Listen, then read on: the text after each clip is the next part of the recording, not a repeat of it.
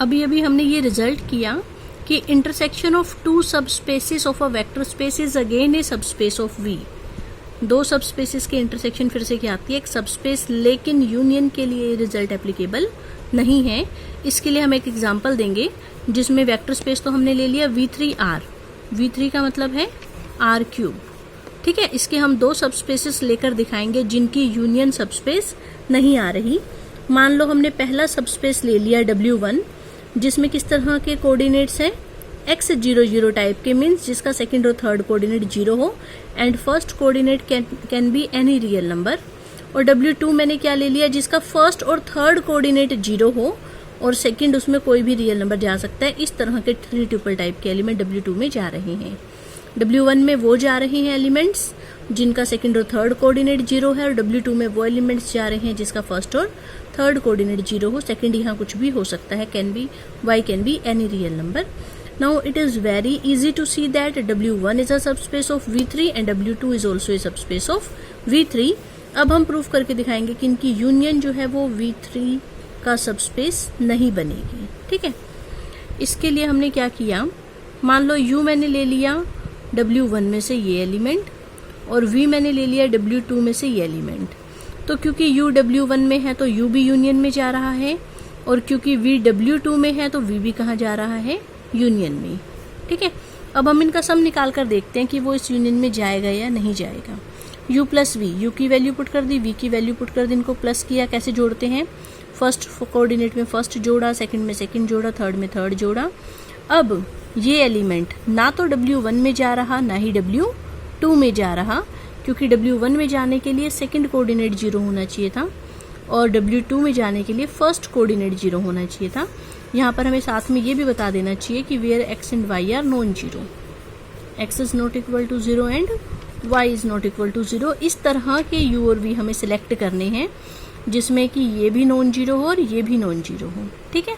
सो ये जो एलिमेंट है वो यूनियन में नहीं जाएगा, क्योंकि यूनियन में कौन जाता है, जो या तो W1 में जा रहा हो या W2 में जा रहा हो। लेकिन ये एलिमेंट ना तो W1 में जा रहा क्योंकि इसका सेकंड कोऑर्डिनेट 0 नहीं है, और ना ही ये W2 में जा रहा क्योंकि इसका फर्स्ट कोऑर्डिनेट 0 नहीं है। और जब दोनों में ही नहीं जा रहा तो उनकी यूनियन में भी नहीं जाएगा। सो U और V तो यूनियन में थे लेकिन उनका सम यूनियन में नहीं है। इसका मतलब ये तो प्लस के साथ क्लोजर प्रॉपर्टी को भी फुलफिल नहीं करता। It means W1 union W2 plus के साथ एबिलियन ग्रुप नहीं है, तो ये वेक्टर स्पेस तो हो ही नहीं सकता। सो W1 union W2 is not a subspace of V3R।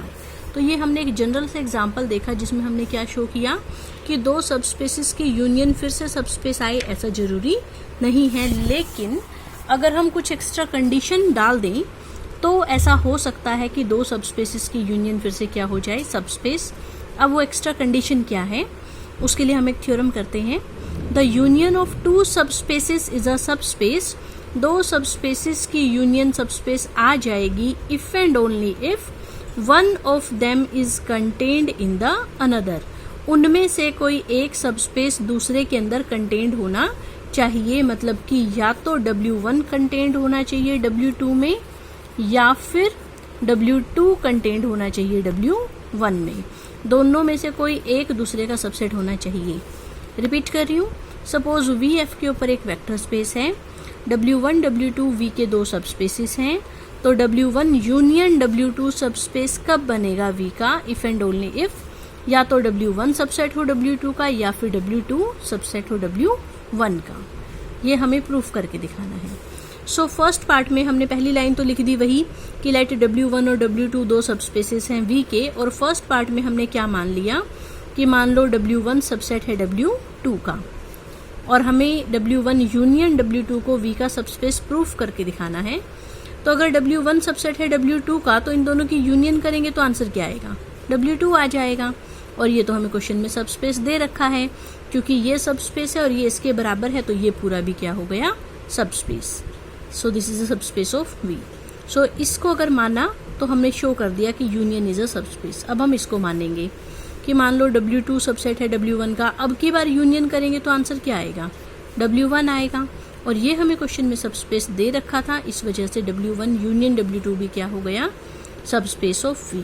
तो चाहे ये कंडीशन हो चाहे ये कंडीशन हो, दोनों ही सिचुएशंस में हमने ये शो करके दिखा दिया कि W1 union W2 is a subspace of V।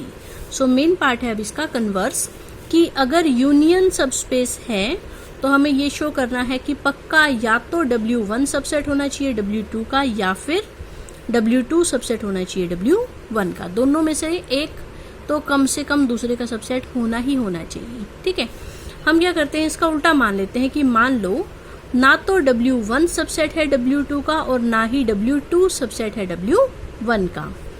क्योंकि ये इसका सबसेट नहीं है तो इट मीन्स कम से कम एक एलिमेंट ऐसा जरूर है जो W1 में तो है लेकिन W2 में नहीं है। क्योंकि अगर इसके सारे एलिमेंट इसमें जा रहे होते तो W1 सबसेट बन जाता W2 का, लेकिन ये इसका सबसेट नहीं है। इट मीन्स कम से कम एक ऐसा एलिमेंट जरूर होगा जो यहाँ तो है लेकिन यहाँ नहीं है, और इसी तरह से कम एक ऐसा एलिमेंट जरूर होगा जो W2 में तो है लेकिन W1 में नहीं है। ऊपर वाले में जो एलिमेंट था उसको हमने U नाम दे दिया कि U मान लो W1 में तो है लेकिन U W2 में नहीं है, और नीचे वाली सिचुएशन में हमने उसको V नाम दे दिया कि जो V है वो W2 में तो है लेकिन W1 में नहीं है। ठीक है, अब क्योंकि U W1 में था तो यूनियन में गया, क्योंकि V W2 में था तो यूनियन में गया। ठीक है, U भी यूनियन में है, V भी यूनियन में है, और यूनियन को हमने सबस्पेस माना है। सबस्पेस माना है इट मीन्स अगर दो मेंबर यूनियन में है तो उनका सम भी यूनियन में जाएगा। सबस्पेस है तो वेक्टर स्पेस है, वेक्टर स्पेस है तो प्लस के साथ एबिलियन ग्रुप है, तो अगर दो मेंबर यूनियन में है तो उनका सम भी यूनियन में जाएगा। सो यहाँ से हमने ले लिया U plus V belongs to union. Union means या तो पहले में जाएगा या फिर दूसरे में जाएगा, तो हमने लिखा है U प्लस V या तो W1 में गया या फिर U प्लस V W2 में गया।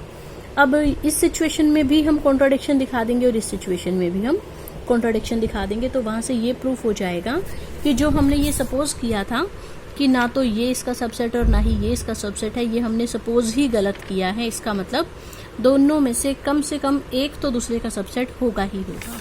ठीक है, अब हम पहले इस वाली सिचुएशन में हमें कॉन्ट्राडिक्शन दिखानी है, तो हमने लिया, मान लो इफ लिखा है अगर U प्लस V W1 में है और U तो पहले से ही W1 में था, दो मेंबर W1 में है तो इनका डिफरेंस भी W1 में जाएगा, क्योंकि W1 हमें सबस्पेस दे रखा है और हमने ये थ्योरम पढ़ी थी पीछे कि अगर कोई V का सबस्पेस हो तो उसके दो मेंबर्स का डिफरेंस भी उसके अंदर ही जाता है।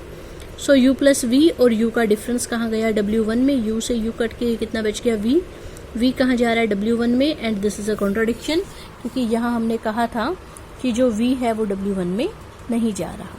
ठीक है, कॉन्ट्राडिक्शन आ गई। ऐसे ही अगर हम मानते हैं कि U प्लस V W2 में जा रहा है और हमें ये तो पहले ही से ही पता था कि V कहाँ था W2 में, V कहाँ था W2 में, तो क्योंकि W2 सबस्पेस है V का तो इन दोनों का डिफरेंस भी कहाँ जाएगा W2 में। V से V कैंसिल होके कितना बचा U belongs to W2 and this is again a contradiction क्योंकि U भी W2 में नहीं था। ठीक है, सो इट मीन्स इस सिचुएशन में भी कॉन्ट्राडिक्शन है और इस सिचुएशन में भी कॉन्ट्राडिक्शन है। इट मीन्स जो हमने ये अज्यूम किया था दिस इज रॉन्ग। सो या तो W1 सबसेट होगा W2 का या फिर W2 सबसेट होगा W1 का।